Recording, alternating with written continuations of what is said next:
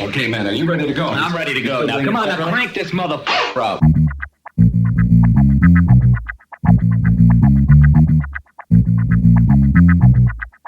Break it down like this.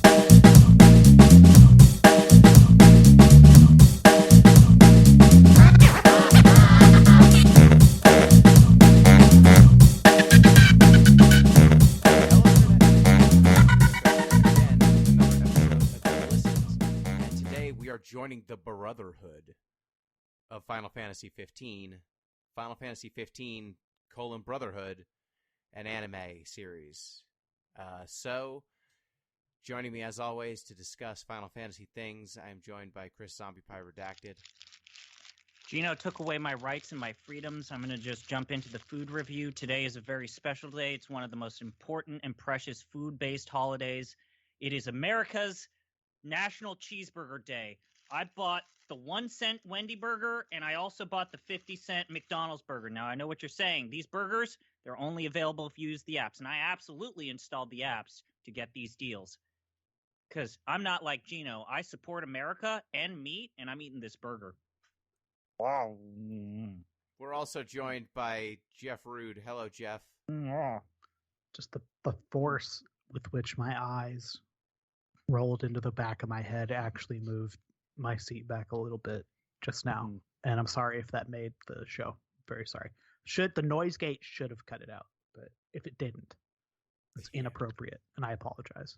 Okay, this is the McDonald's 50-cent double cheeseburger. So Gino, what have you been up to? What is on the double cheeseburger, ZP? What toppings did they give you with your C-grade meat? Double patty, double cheese, pickles, onions, ketchup, mustard. Not Yeah, even it's token. been nice weather out here too. I agree. Not even a token iceberg lettuce or tomato to lie to you, to make you think there's No. nutrients. You know what? I'm going to take you to task, Gino. You and your lettuce, bunch of communist propaganda, it's crunchy water. Iceberg It's lettuce crunchy is. water. There's other lettuces. Jeff, It's a lie. It's a Jeff, fraud. have you eaten other lettuces before? Arugula Yes, tastes Gino. like medicine. Are you aware of butter lettuce or romaine? Any of these other lettuces that people eat? I have cultivated a few different varieties of lettuce for It's my a little own cold, consumption. so the cheese is kind of like plastic. Just like real cheeses become. Just like normal cheese. Do the introduction. I'm giving this a 4 out of 5. The McDonald's cheeseburger. I'll eat the 1-cent Wendy burger in a little bit. Did you say 1 cent? Yeah.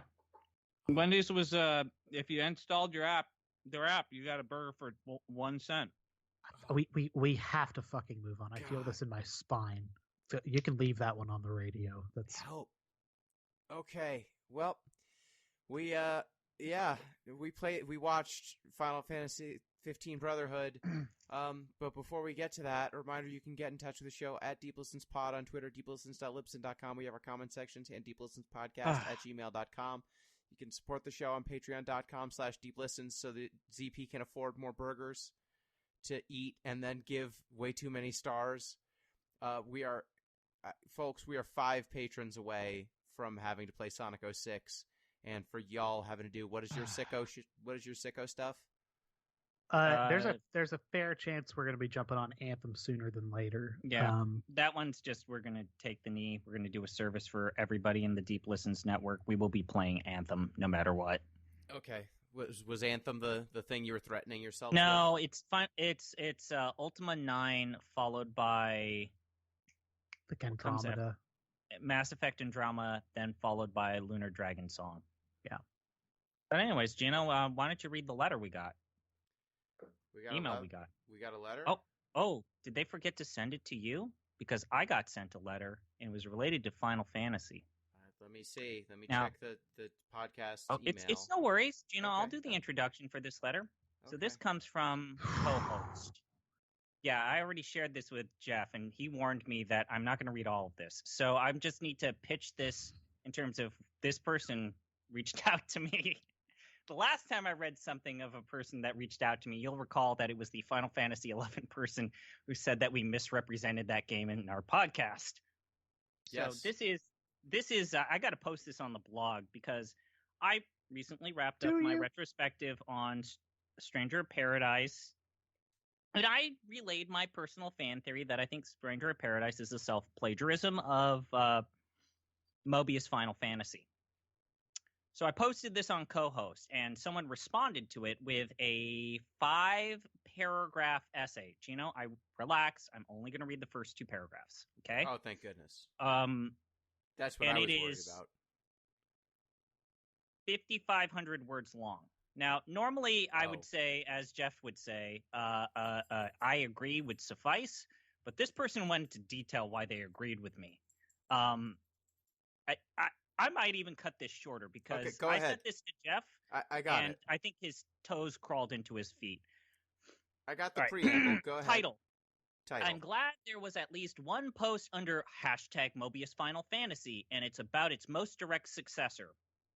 Now the text. The instant I saw the word break in Stranger of Paradise instead of like stagger, like in Final Fantasy 13, my personal favorite Final Fantasy game, or posture, like in other Final Fantasy games, I knew it was made by people who worked on Mobius Final Fantasy, or played it and loved it enough to try to remember it for something more than just the shirtless wool controversy. Oh, by the way, I listened to your podcast. It's wool, short for Warrior of Light. Tell your friends about that. And it's a stand-in for your player name. Mobius Final Fantasy had kind of a fully turn-based, non-ATB version of Final Fantasy XIII Stagger Combat, a great combat system featuring gameplay designers, music, character designs, etc. from Final Fantasy XIII, going in the opposite direction of a lot of action games that built upon its stagger mechanic, like Nioh, Sekiro, and of course, Stranger of Paradise. I think that Team Ninja played Mobius Final Fantasy, and that inspired their whole break from the standard Souls-like. Like the break mechanic was central to gameplay. I wouldn't say it's just like these, because you don't get an insta-kill move, and break doesn't usually regenerate to encourage decisive action, risky aggro play. But in Mobius it does. Stop monsters from taking their turn for a few actions. You make a lot more orbs MP on hit. I'm almost done, okay? I promise this will only be like 30 seconds, okay, Gino? Okay. I'm dying.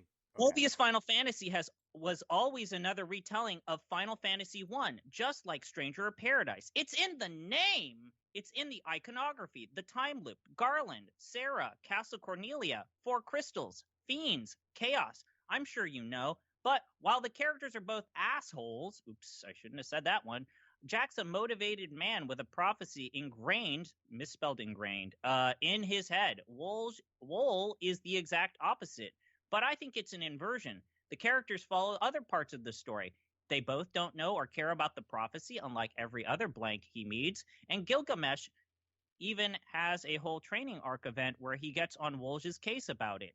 The story of Mobius Final Fantasy wasn't just lost forever. It was also never completely finished. At least, however, we know that the story was restored, as you well point out, in Final Fantasy Origin.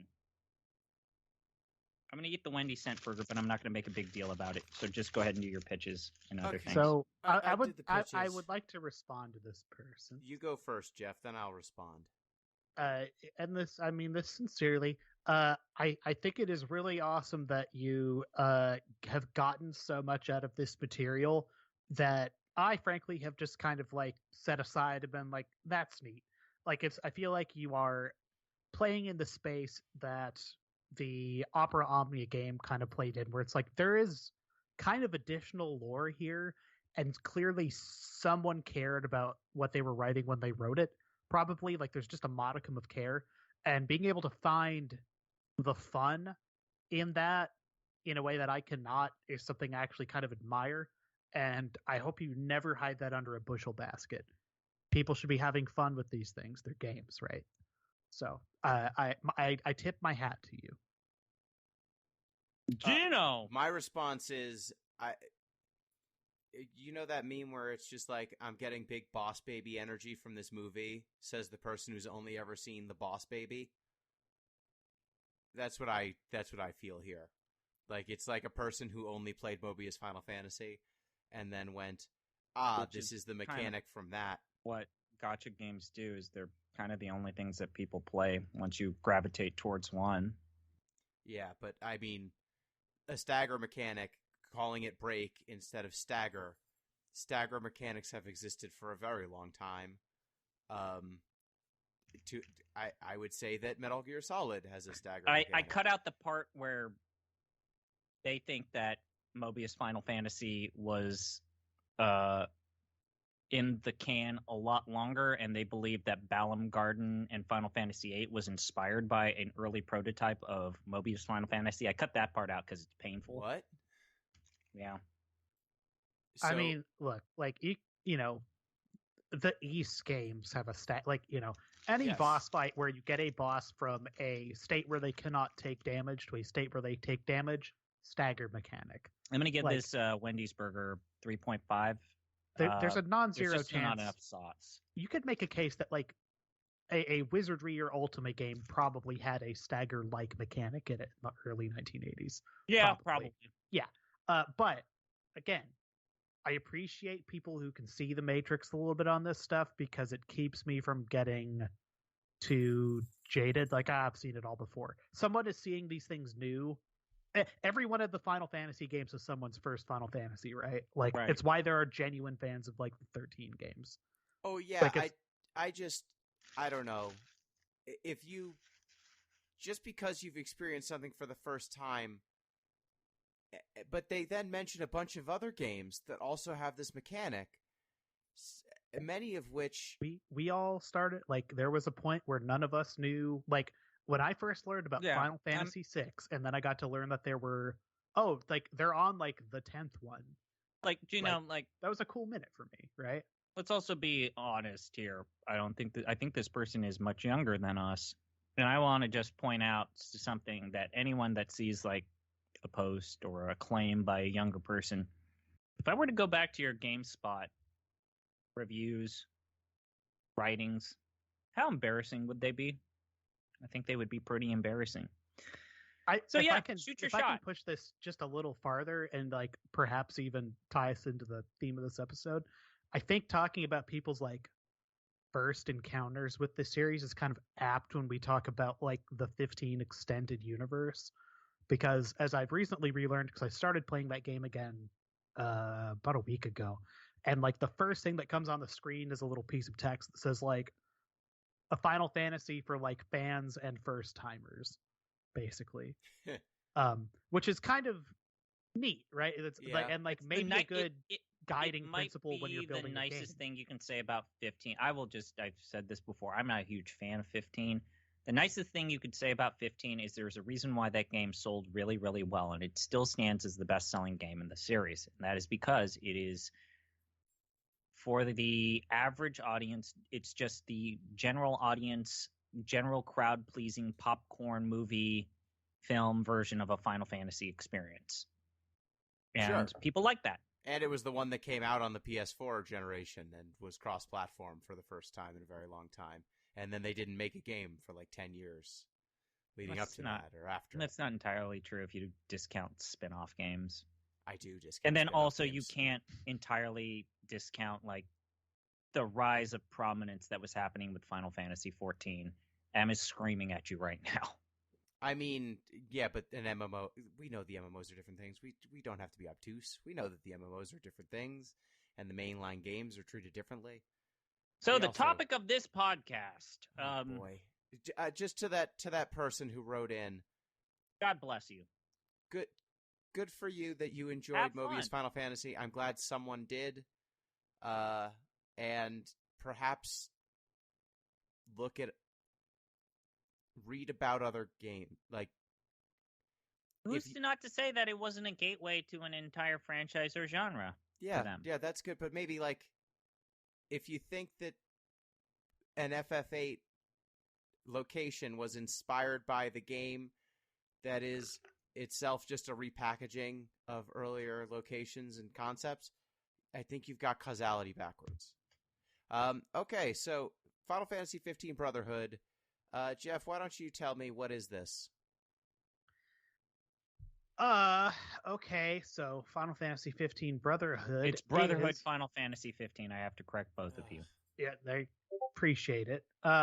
So this is a series, in a very literal sense, a series of anime vignettes that was released as a part of the launch cycle of Final Fantasy 15. They were issued between, like, they started rolling out about 8 months prior to the game, if I'm not mistaken. It was like Correct. half a year, the guts of like half a year, to introduce the characters, the primary protagonist and his party of Final Yes. Fantasy 15. Now we're gonna really drill down into why and what and all of that, but on its face, a pretty benign thing, right? It's just like, here's something to get you excited. I don't think what they intended to do is create what amounts to mandatory reading, Mm-hmm. but they sure did that, Well, and that's where this okay. gets weird. So that's the part that gets weird. Was that A1 Pictures, the studio behind this show's fault, or was that Square Enix like, yeah, we're going to commission this. Here's our pitch. We're not going to put any of this storytelling in the actual game. Yeah. Like, I don't know how much to fault A1 Pictures, which is a fairly, like, A1 Pictures is a big deal. So they did not spend money to get a small-time studio. Just to clarify, A1 Pictures, the studio behind this, they are the people behind Fairy Tail, Working, Idolmaster, Sword Art Online, Magi: The Labyrinth of Magic, and then I don't know, they do the Persona animes, okay, that checks out. and then they also did Kaguya-sama. Kaguya-sama: Love is War. So They touch some Idolmaster stuff. It looks Yeah. like they have which done kind of a says lot. they're trusted by these big video, like, that's like a Bandai thing, right? Yeah. So They also did the Ace Attorney anime, which is pure delight. yeah, so you get some Capcom. So like they're Lots of licensed stuff. yeah, a reliable hand for don't screw up our money making license thing. So Okay.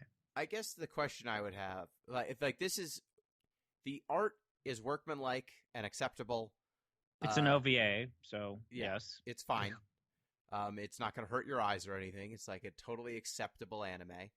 I don't know how significant any of the storytelling is in this. Yeah, you I kind get of want to 5 drill stor- down So there's Yeah, 5 we got to episodes. drill down the format and Yeah. the pitch Well, for this a little bit before more we get there. I get want to into hear that. like more of what Gino's got to say, really, because So like I'm coming again, in with only having watched King's Slave and then the beat 'em Kingsglaive up. and playing the beat 'em up. I know nothing else. So Yeah. coming into this, it starts. There are 5 episodes. The first episode starts en medias res in, I guess, the middle of the game.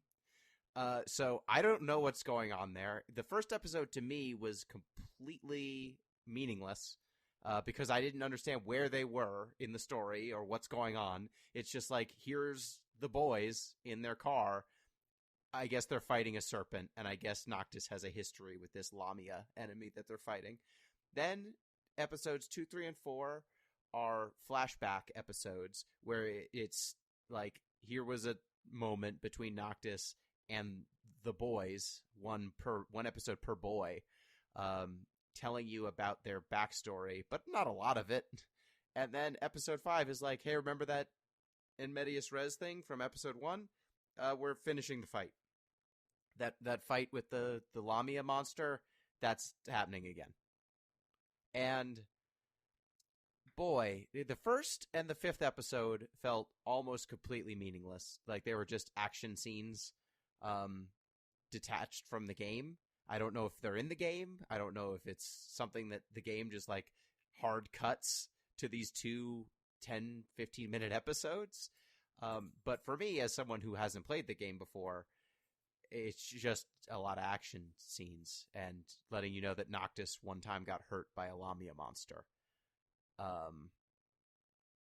There's not a lot there. Am I off base on what's going on in this story? It's like first episode and 5th episode are kind of nothing, and then 2, 3, and 4 are flashbacks. That situated in their context, this is kind of the first, outside of, press release in general talking about what's going to be in the game, and I guess to a greater extent, because again, this sits in the Fabula Nova Crystallis universe, referencing the Final Fantasy 13 Versus trailer that was out at the time from several years prior. This is basically your first look at what Final Fantasy 15 is going to be like, right? This is sort of setting the table for the thing, Okay, including the film, which isn't out yet at this point, right? The teleporting around stuff. This would have been the first anyone saw of what they're aiming for. Yeah, outside of, I think there were trailers that kind of had that combat in it already at this point. Probably, I can't corroborate that, but I'm assuming that's the case, right? So Yeah. But so maybe the most in-depth look at it. But yeah, it was kind of a cold start. But right? if you don't have any of the context of the boys or any of that, if this is how they introduced you to those characters in this location, it's incomprehensible. Yeah, they reference a bunch of locations I can't and say names. much because, again, I want this to organically happen to you. I think we said this on the Kingsglaive episode. I look forward to Gino's reaction to how they reincorporate Kingsglaive in the video game. Yeah. Right, Jeff? There's so many little So this is a fact that Hajime Tabata, the director of Final Fantasy 15, and a person that basically Nomura tapped to take on the compilation of Final Fantasy 7 projects. So he's basically the Before Crisis guy, the director of Crisis Core. He even is the person at fault for Third Birthday, the game that killed Parasite Eve, as well as Type Zero and all of the little weird side projects that 15 was supposed to lead to, as well as 13. Now, we've kind of been dancing around this, even when we talked about Kingsglaive. But Final Fantasy 15 and all of its surrounding media is thematically connected to the Fabula Nova Crystallis subseries. In fact, 15 was supposed to be a spin-off of Final Fantasy 13. There's a whole story to that. We'll get to it when we actually play Final Fantasy 15. However, Tabata was the person in charge of the product and basically had his hands in multiple cookie jars that almost all of those projects ended up dying or withering. And so I think he's even described Brotherhood and Kingsglaive as granting a better view of the game, and that he's even admitted that if you don't watch these, you will have missing contacts that they didn't add into the game because Final Fantasy 15 was kind of a mess to make. It was a huge mess. And it's somewhat of a miracle that they pulled off and made a profit on that game. And they got really lucky that game sold well because everything surrounding 15 and even the supporting media was kind of a mess.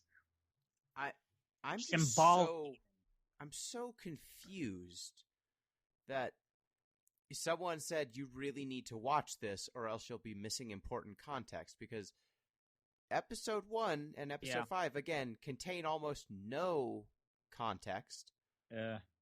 Very little. There's a Lamia that I guess attacked Noctis when he was little and killed some people protecting him. Okay, so episode 1, I guess we're just going to get into the episode summary. Yeah. So episode 1 is when we're in Media Res. He's setting out for his journey to meet Luna Freya, and they get attacked, and they have to fight off the Niflheim Magitech troops. Yeah. Which they actually call them Magitech. It's a thing. Yeah, they fight the robots. And no, you're forgetting the part where he remembers the Daemon attack in his childhood. Which there's a flashback. Yeah. To the so what if Lamia. I'm just going to go ahead and tell you, none of that's in the game. Yeah, but why does it matter? Because you know why he was wounded and also why he's afraid of certain types of monsters. Here's okay. The part where this series is folded back into this game, and the way they do it. And I really don't want to tell you what it is, because when you get there, I want you to have all the feelings I did. I am having a hard time reacting to you, Gino, just because I can't. Everything that you're saying, I don't feel comfortable telling you the answer. Yeah, So I'll but, just say this right like, now. it is important that you have the context of this series to appreciate some of the things that this game is going to show you. And I really don't want to tell you the specific moments, but there's one in particular that I find like any notion that there was a plan. No. It I falls mean, fucking so far Luna out the Freya's wayside. character model, they changed halfway into this project. Like, it's still the weirdest, craziest thing. Like, and if you're wondering, like, these backstories, these vignettes, these flashbacks basically give you these pitches to these characters, right? So episode 2 is all about Prompto. Episode 3 Yes. is about Gladiolus. And episode 4 is Ignis's episode. That part I actually kind of like, how you're condensing these character pitches into 10 to 15 minutes. And the reason why I like that is that they oftentimes go faster than the in-game character moments where you control these characters exclusively in the game. So I keep grabbing the reins, but I feel compelled to do so. Gino, tell me about your response to episode 2, Dogged Runner, the story of Prompto and his childhood. So I hated it. Okay. Because Prompto's, well, let me put it to you this way. So Prompto, we get the flashback. It turns out Prompto was a fat kid who was like basically taking care of himself. I don't know if he has parents, his parents are gone, what his situation is, but he's seemingly living alone. And he was a fat kid. And he finds a dog that he takes care of and nurses back. Like, he finds a lost dog, and then the lost dog, eventually when it's healthy, it, like, runs back to, I think, the castle or something, like a castle. And then a royal person's like, oh, wow, thank you for saving my dog. Here's a letter. That person turned out to be Luna Freya. And Prompto gets a letter with her perfume on it, though she's a child, whatever, that he smells every day. And it asks Prompto to become friends with Noctis. But Prompto believes that because he is a fat kid, the prince will never accept him as a friend. And so he goes on a long-term dieting and exercise routine to lose weight so he'll be socially acceptable within social circles. Yeah. And it works! Yeah, it works. So there's an inherent just unfortunate sort of fat-phobic message in this episode that super sucks and is also a little more normal in other parts of the world. I don't know if this gets made exactly as it does anymore, which is weird to say because we're talking about something that happened like 7 or 8 years ago. But yeah, that is what you learn about Prompto and his entire childhood. And then you play the game. And you play the game. So that's Prompto. How do you feel about the character Prompto? No, his being, right? I mean, I now don't see. So I've only seen Prompto occasionally through other media, and from what I saw of him there, I hated him. Here, they make him a little bit more relatable because you know he's got a backstory. I think that the fact that it's entirely fat-phobic and is like gains culture. He's like taking pictures of himself. Yeah. Losing the weight, which is, he's like a child. Like at, 10? 12? He's supposed to be? You see him like weaning himself off of food and like running every day. It's the longest episode. Yeah. Even then, these episodes are 10 to 15 minutes long. Yeah, this one's clear. I think like 17, and they seem to think they are doing a good thing here, telling an incredible story of like a person who's like the Wikipedia description here I've pulled up. Prompto has slimmed down and gained a new confidence, though Noctis still recognizes him from his first meeting, yet still accepts him as his friend. So, like, yeah, that's the vibe. He is the character that is doing the photo taking in the game, right? So that's such that they're introducing aspects of these people. That's the one. I'll also note, to rewind back to this first episode, there is, if I've got this right, there's a sequence where you're like literally leaving the castle and like King Dad is saying bye Noctis, and he's like bye Dad, That happens in that first episode, right? Yeah. Okay, how would you, Gina? How would you describe the tone of that interaction between the father king and the son prince? From episode 1? Yeah, I think they're distant, if I remember. I don't remember super well. Don't you remember how the relationship was characterized in the beat 'em up? I mean, the dad's really loving. yeah. Yeah. Okay, so He's a good dad. Hold on to that thought. keep all those bookmarks. All right. So moving on to episode 3, we're really not. There's not much left. We're Yeah, halfway I mean, through it's- already. It's Gladio, and this one Yeah. is he's the bodyguard. He's like the trainer of Noctis. He's the himbo. Yeah, so he's a teen when Noctis. He's the or, bar daddy. he's an older teen. He's an elder teen, while Noctis is a kid, Jeff got that. and he's learning to fight. He's teaching Noctis how to fight, and he thinks Noctis is a little spoiled brat, basically, because he is. But then his sister Iris befriends Noctis, and then like runs away, and Noctis saves her, and then takes the rap for Iris running away. And then Gladio kind of respects him a little bit. That's it. Yeah. So he's got like a little bit of dimensionality, like he's concerned about his family. He sees growth and like appreciates seeing growth in people, right?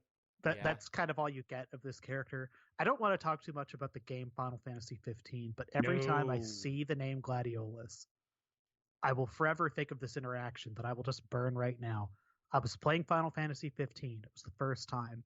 I'm going to say I was about 5 or 10 hours into this game. Gladiolus, I'm walking around in an urban environment, and Gladiolus says, "Hey, look at this." And I go, "Huh." I walked over to where Gladiolus was, and he was standing in front of a poster, and I had a bottle on it. The bottle said root beer. And Noctis looks at Gladiolus and says, "You like that?" Gladiolus says, "Yeah." Noctis like, "You want to get one of those?" Gladiolus goes, "Yeah." Great. Episode 4. He's a beefcake. That's the whole point, Gino. Don't you get it? He's just an emotional beefcake. I He mean, seems dumb as a sack of fucking hammers. Yes. sometimes. He's Yes. the dumb heart of gold beefcake. But like the game broken this way, it's just permanent. Every time I see him, I just picture him being like, "I want root beer." Yeah. Bittersweet Memories is the title of the 4th episode, and it focuses on Ignis, the character Ignis. Gino, tell me about Ignis. This He's is a probably butler? the best episode. Is it? Okay, he's a butler. Noctis is now now he's like 15 or something, or 16, and he's going to school with Prompto, who's now skinny, so he's socially acceptable. So Noctis is going to classes with him, and they're good. Mhm. They're good friends. But Noctis is kind of like slacking a little bit on his classes and stuff, or like his responsibilities as the heir to the king. And Ignis is cleaning up after him and cooking him food and trying to recreate a dessert that Noctis described to him one time. And he's decided to set his life goal to recreating this pastry from Noctis's childhood memory. And then Ignis basically makes it clear to Noctis that his dad's dying because the wall that protects their city is powered by the royalty. Specifically, whoever's the king, they use their life force to protect the city because the royal right to rule, or the divine right to rule, is real in this game, or in this fictional world. And so Noctis realizes that his dad's going to die, and then takes life more seriously, I guess, takes his responsibilities more seriously. And then Ignis bakes the same dessert in the present day, and they all laugh and eat the dessert. I feel like, if anything, this deserves a little bit of credit. When people think of Ignis, everyone's like, yeah, he's the guy who drives the car and he cooks. Those are the two things that stick out to a lot of people. And this kind of starts the tradition of, oh, yeah, right. Ignis is the reason why we're going to talk about cooking a lot when we play 15. Yeah, but Ignis is nurture. I mean, Prompto got a character arc. Gladiolus kind of got a character arc in his episode. Ignis does not get a character arc. He's the Ignis- servant man. Ignis is a Ignis is servant nurture. man with no Ignis nurture. with no personality, no backstory, no explanation for who he is. He's the butler. He's a butler. He's an extension of Noctis in this story. Yeah, so I didn't like this one so much because I didn't learn anything. I was like, oh, Ignis is the butler. He's also older than all of the rest of the cast, and then you get that sense. But yeah, They he likes drew to cook. lines. They gave him crow's feet, so I knew he was older than everyone else. It's the Final Fantasy, like Auron's just like, he's this old dude. He's 29. He's practically dead. He's 1 Exactly. foot in the grave. You got it. He's- You get me. Got a hell of a life insurance policy. Yeah. Ignis Um, needs glasses. He's old. Yeah. Get some Geritol in your ass. You're going to be 30 before too long. The final episode is called The Warmth of Light. It has the nearly unfathomably easy task of wrapping up the 20 minutes of content that we've gone through. It also wraps up the core conflict or fight that we saw in the first episode. I guess you'll summarize this. The distribution of this is slightly interesting to talk about and remark upon, but we'll do that after this episode. Yeah. So this episode, that Lamia that they were fighting from episode 1, well, they're fighting it again. And you see Well, a they didn't beat flashback- it the first time. Yeah, they're still fighting it. They flash back, though, to Noctis getting attacked as a kid.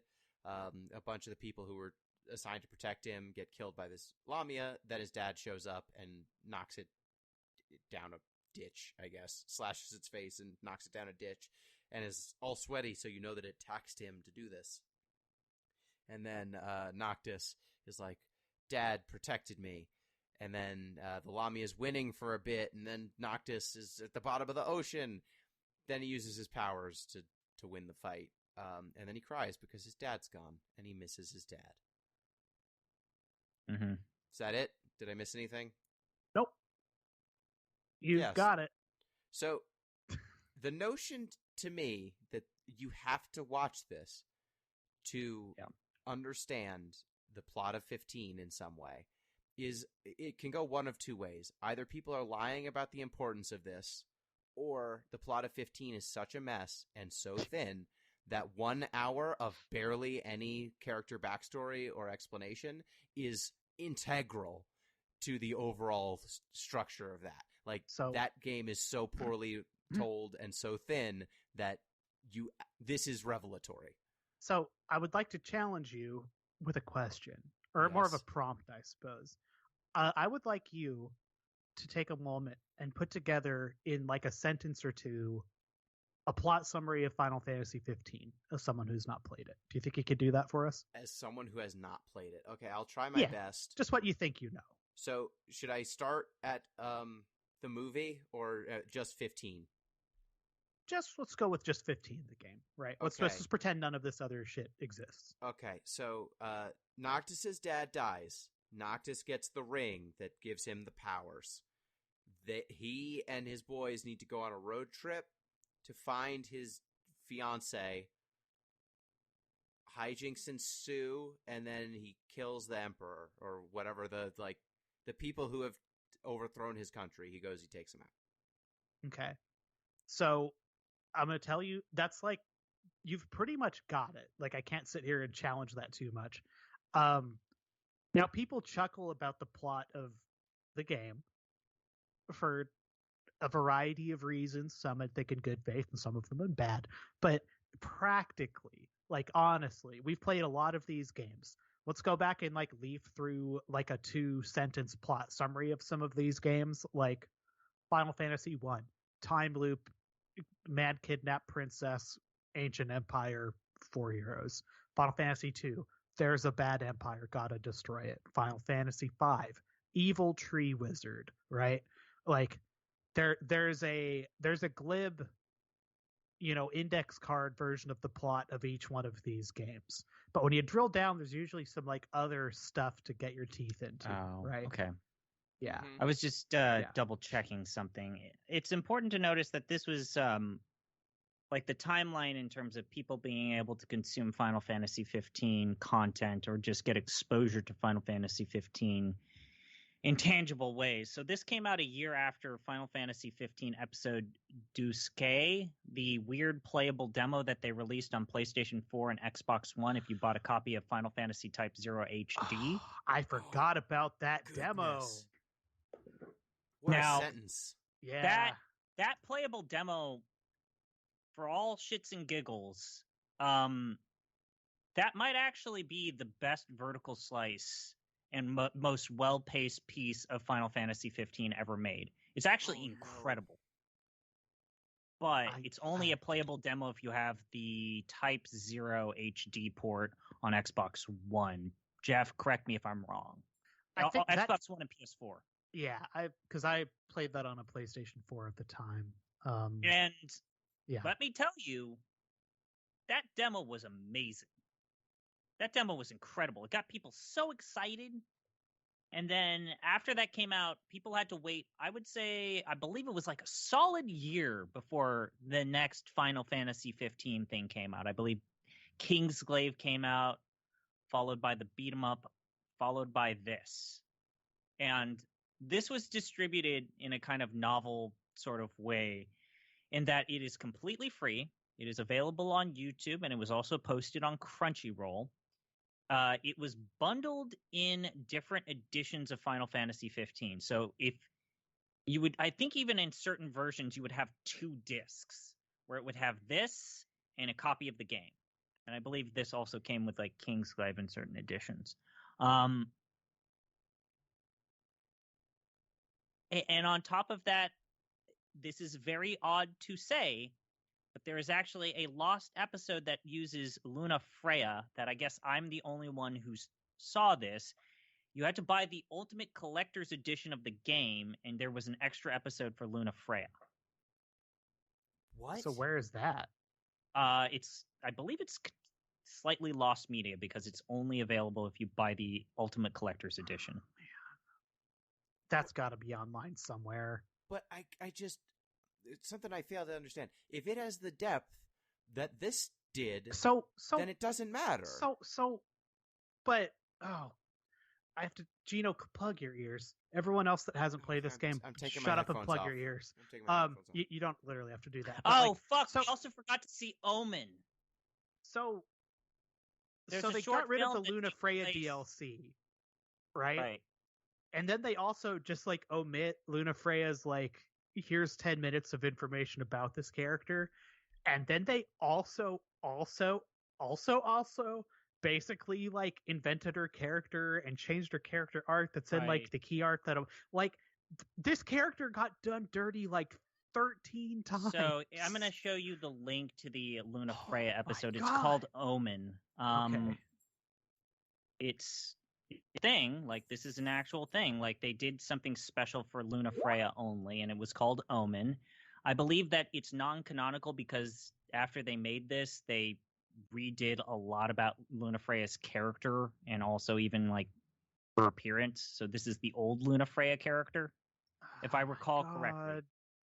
So we didn't even consume all of the media. There's more media to consume, Gino.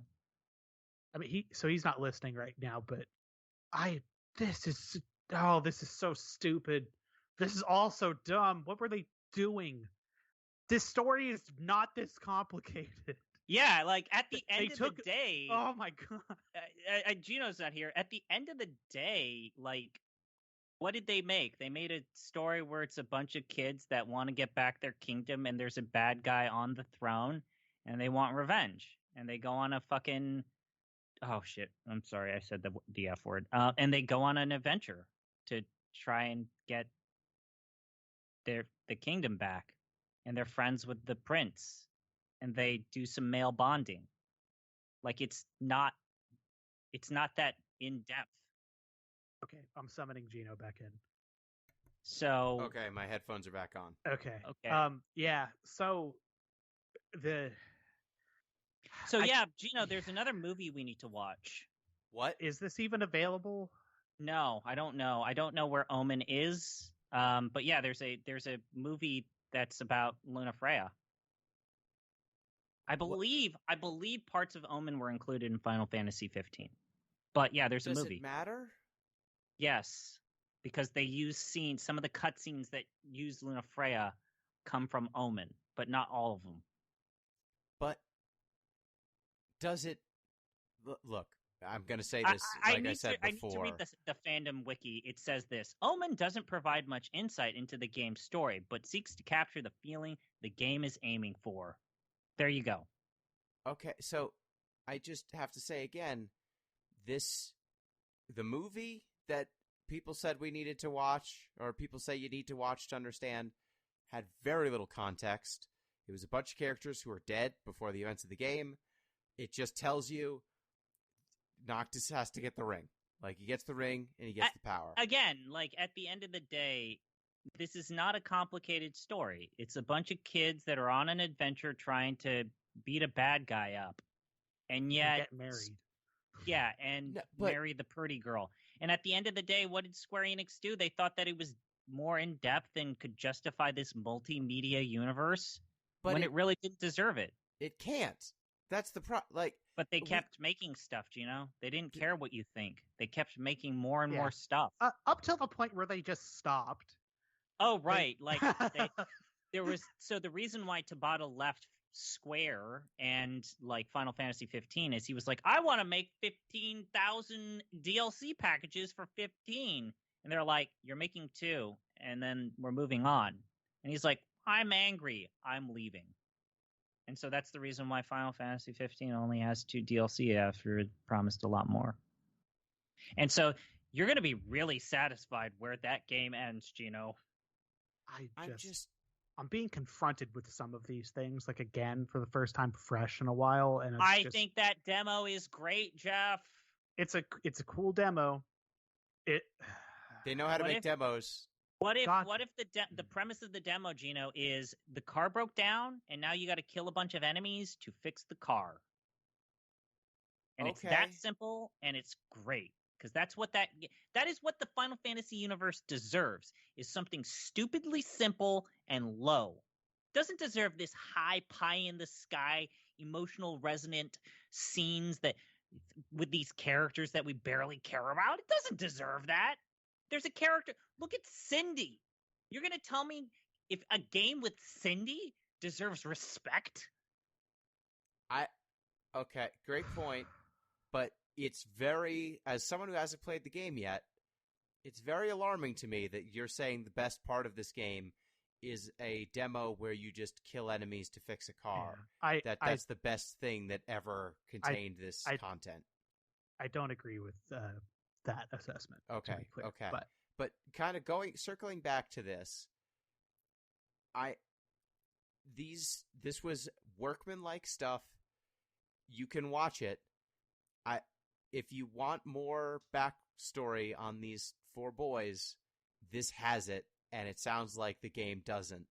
So if you wanted to know this stuff, I guess I need to think, like, if someone said there was a secret 5-episode arc where I could find out the backstory of Quina, Amarant, Freya, and Lonnie or something from FF9, would I tune in? I would tune in for that, I guess, if I was really invested.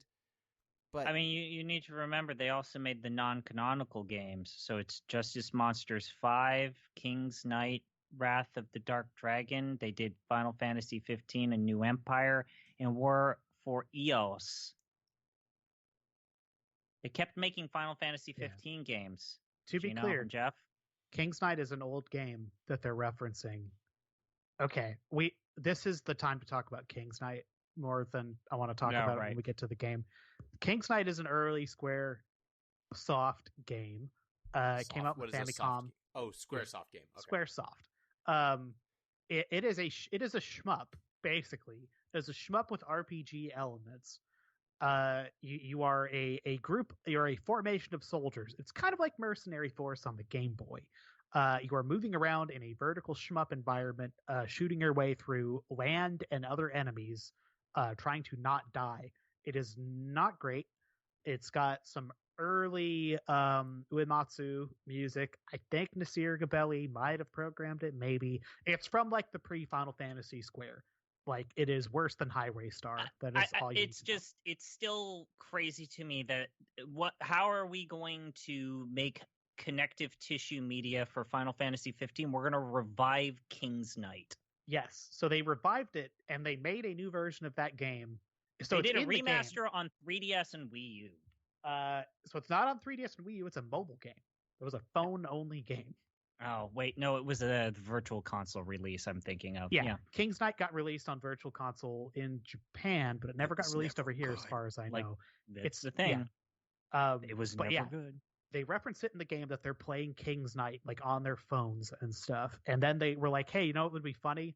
If we just reissued King's Knight, but tied in with Final Fantasy 15. So they did that.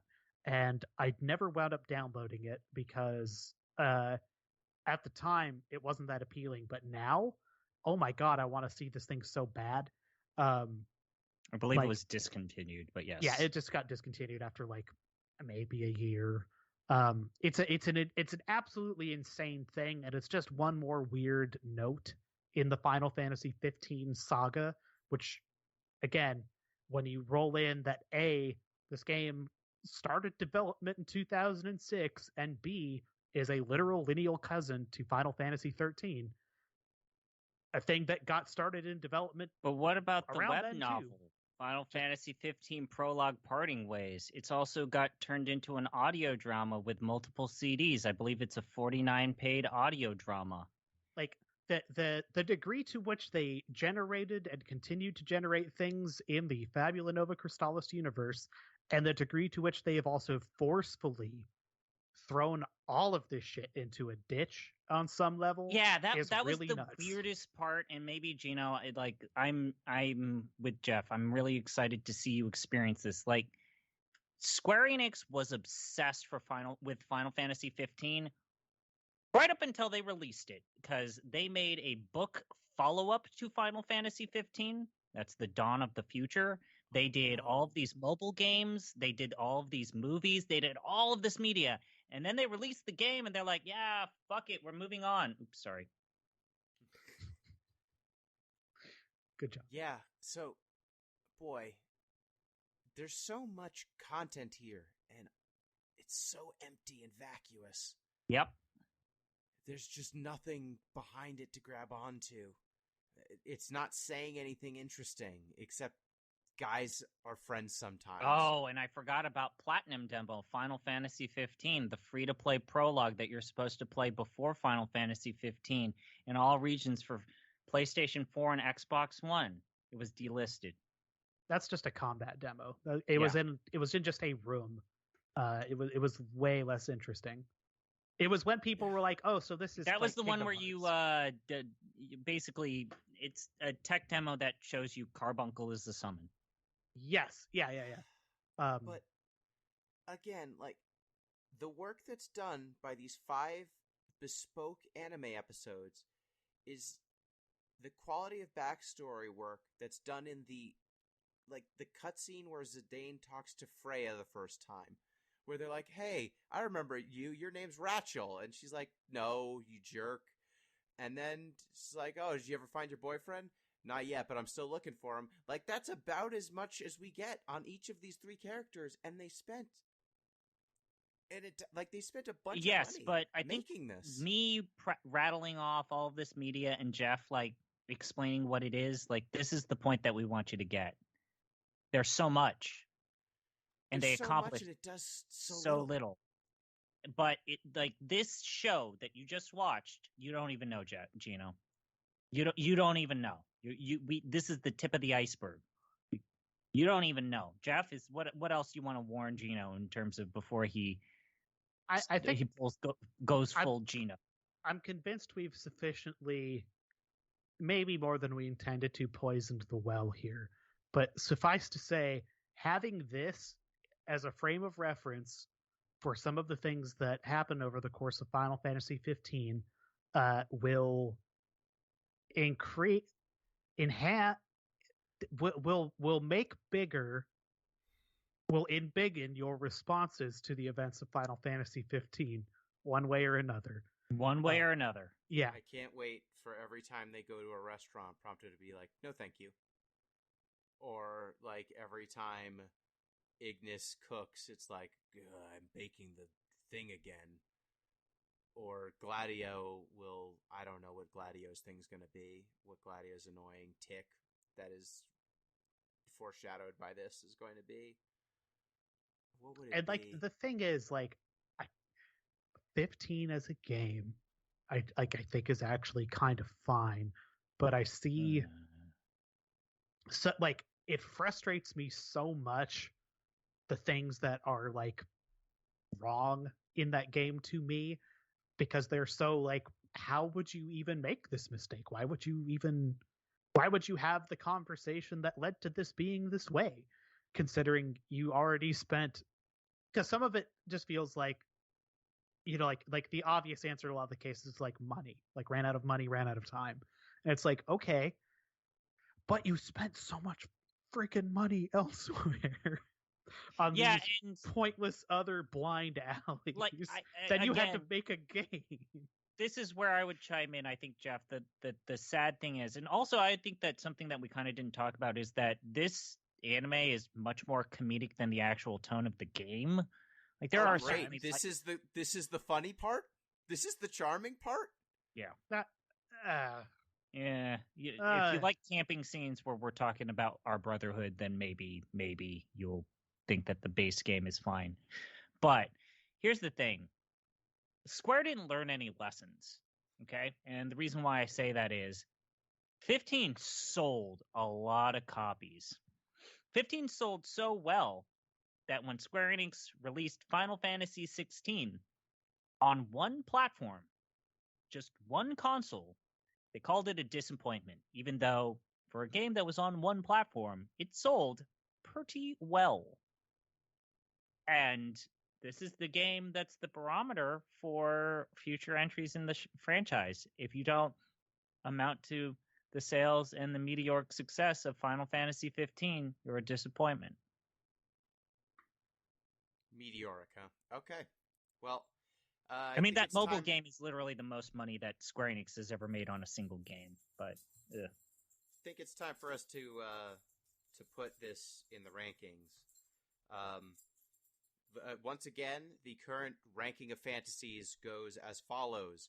Number 1, Final Fantasy VI, followed by 9, then 10, then 7, then 8, then 7 Remake, then 5, 12, the trading card game, Lightning Returns, Stranger of Paradise, Final Fantasy Origins, Final Fantasy 1, Final Fantasy V, Legend of the Crystals, Final Fantasy 3, Dissidia, Final Fantasy Opera Omnia, 10-2, 13-2, 7, Advent Children, the movie, The Spirits Within, Final Fantasy VII, On the Way to a Smile, the book, Kingsglaive, Final Fantasy 15, Mobius, Final Fantasy, King's Tale, Final Fantasy 15, Last Order, Final Fantasy VII, First Soldier, Final Fantasy VII, Dad of Light, Final Fantasy V, Dear Friends, Final Fantasy X-2, Last Mission, FF2, 11, 13, and Dead Last, Final Fantasy VI, Special Tracks, the CD. So I'm going to go ahead and say this probably deserves to be at the bottom part of this list, like the bottom third of this list. oh, so. come- yeah, it is. yeah, okay. This deserves to be in, let's say, somewhere between Advent Children. It goes into the extended universe zone. Let's pit it up against Data Light. I think that's a good starting point. That's a good starting point. I think I enjoyed. Boy, Data Light has more stuff in it. It has more stuff. I just don't like the stuff. I don't like the stuff either. I don't know that I like this stuff that much, but I guess it's less offensive to me than Dad of Light. Is this better than First Soldier? I mean, First Soldier is more fan servicey. I mean, it's bad fan service because it gets the canon wrong. There weren't fans yet. I know. That's the thing. Is like right, this is better extended than universe stuff. First Soldier. This is better than First Soldier. Okay, is it better than Last Order, which is No. purely just a cutscene from Yeah. FF7, but anime, which feels like what this is exactly. But this no. is better. No. It's not better? I would, given a choice, I would watch Last Order. And there's also a reason both of these are below like a King's Tale Final Fantasy 15 because they are utterly inessential. Except when they become essential. So I guess the question is, do you want to see a cutscene for Final Fantasy VII but anime, or several cutscenes that should have been in Final Fantasy 15 but anime? Well, but I guess- the one of these doesn't get the actual cutscene it's supposed to emulate wrong. I like Last Order. I think I'm going to side with this being above Last Order because apparently the barely anything that is these 5 episodes is apparently meaningfully important to the plot of 15. Last Order is I have just regrets. it's just a retelling. It's just an anime version of a cutscene that was already fine. Well, if we're gonna go there, I might put this above A King's Tale then in that case. Which doesn't make any sense internally, but it makes sense to me because as tenuous a connection to the game that these might have, it is more of a connection than A King's Tale has. That's I my still strong think case. That is a pretty competent beat 'em up.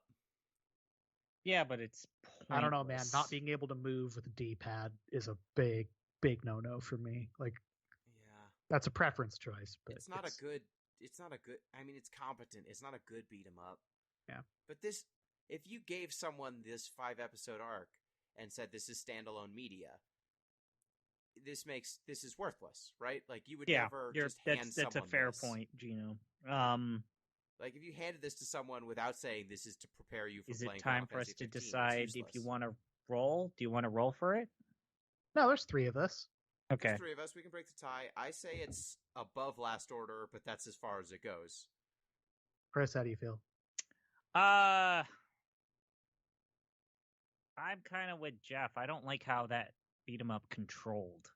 All Well, right. That you're okay because it's King's Tale and then Last Order. This would go in between both of them. It's above Last Order or below. That is the question because it's not. It's above First Soldier, I guess. How long? So overall, this is 50 minutes. How long is Last Order? Like 25. That's what I It is recall. shorter, which is important. Yeah, I think that.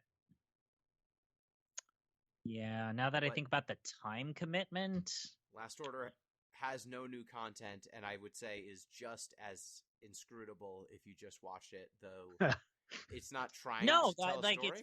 it's worse because it ruins the one scene it's supposed to represent. This goes above Last Order. Okay, so we've got a new thing between A King's Tale Final Fantasy 15 and Last Order Final Fantasy 7, and that is Brotherhood. So this, in terms of taxonomy, I should describe this as a how does Wikipedia describe this? An original net animation. So that's what I'm going to write in the description here on the official list, which is at bit.ly/deepfinal. I hate this section. This log jam is the death of my list. Is that as an I am writing ONA? it down. Do they say that instead of OVA? Like an ONA? That makes me want to die. That's gross. It's disgusting. I cannot emphasize enough. We've now dumped so many of these spin-off games into the There's- same there's general so much vicinity Drek in here. that my list now, because I wrote it on paper in pen, I'm just like writing lines in between lines to try and Yeah. make this all fit. I need a new notebook. If we keep playing these spin-offs, I'm going to need a new notebook. Something needs to go towards the top of this list. The bottom of this list, you need to get out of this zone from Advent Children to Last Mission. We need something to go above or below. So there's 3 pieces of Final Fantasy 15. So wait, media. go back one little second. When was the last Yeah. time we cracked the top 5? How has it been over a 6. year? 6. So it's Yeah. been about a year since we Yes. cracked the top 5. Yeah, 7 remake is This is 6. I don't It's the I don't sixth know if we're song. gonna do it again, guys. Are we gonna do this I again, don't- I Gino? don't know if we're gonna touch the top of Oh, this list much more. gentlemen. The Final Fantasy 14 weirdos would say that we're definitely gonna do it again. But we're not Final Fantasy 14 No. weirdos. I know I'm not. You But know, it will be higher on this list than the Zone of Dreck. yeah, I was gonna say we've got 3 Final Fantasy 15 pieces of media Oh, on here. right. They're I forgot all to in the bottom say half. this. So the team that animated this were the team that did On the Way to a Smile, the animated short film. So Oh, this is thank basically goodness. the same team. Great.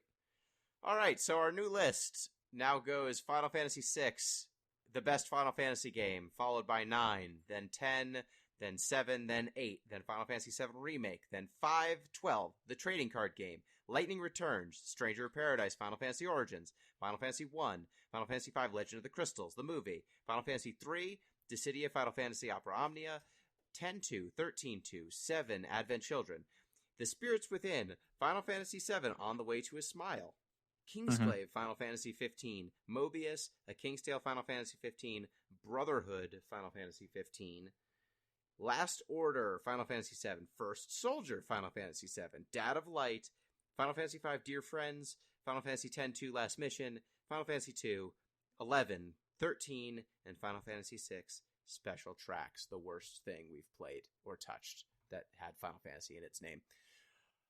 All right, so I think So it's time with to that, we ate the potatoes, we ate the side dish. It's time to eat the main course, right? it's time to eat more potatoes. Let's play Final Fantasy 15. Can I just real quick, when you go to the Final Fantasy 15 franchise page and you click related media, it says Fabula Nova Crystallis Final Fantasy. Okay, that makes sense, right? Like that makes sense. Final Fantasy 14 Stormblood, that's the expansion pack. You know, Final Fantasy 14 connects to every single Final Fantasy game. That's the expansion pack that did it. And Jeff's already explained this one's King's Knight Wrath of the Dark Dragon. And then there's 3 more games attached as related media. So there's Assassin's Creed Origins, Huh? Half-Life, What? Tekken 7, and then Blue Reflection. Oh man, I forgot we could play Tekken 7. Oh, I remember Tekken 7. Yeah, because Noctis is in Okay, that. so Assassin's Creed Origin and Half-Life, you get to wear Gordon Freeman's hazmat suit in the game if you pre-ordered it on PC, and the same thing with Assassin's Creed. I forget what the connection was with Blue Reflection. That's a weird Gust product. I do not know what. Oh, right. It was a collaboration. So they had a clothing that you can dress up your characters there to make them look like the Final Fantasy 15 characters, but it's only the female characters, but not including Cindy. Cindy is a playable character in Blue Reflection. It's a magical girl game. So why not have Cindy walking around with her thong sticking out of her hot pants? Great, right? That's what young girls that like magical girl stuff should see. Yeah, so that's Final Fantasy 15, Brotherhood, Final Fantasy 15, when we next... Wait, Gino, real quick. Yes? What's your vibe check? Vibe check going into Final Fantasy 15. We made you play a weird beat 'em up. We made you watch a CG movie. We made you watch anime. Something that we can only make you do kicking and screaming. What is your vibe? What do you tired. feel like? I'm just tired. You're just at the tip of the iceberg. You stop your complaining. No, that's the emotion. That's what I feel is just like exhaustion.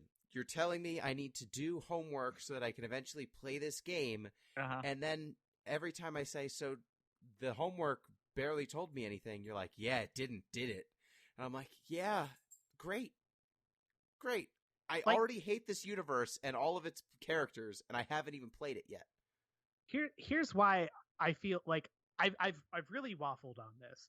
I waffled on making us watch Kingsglaive. I waffled on making us play A King's Tale. And I waffled on this too. Because, like, in some sense, no, you really don't need to look at any of the... You really don't.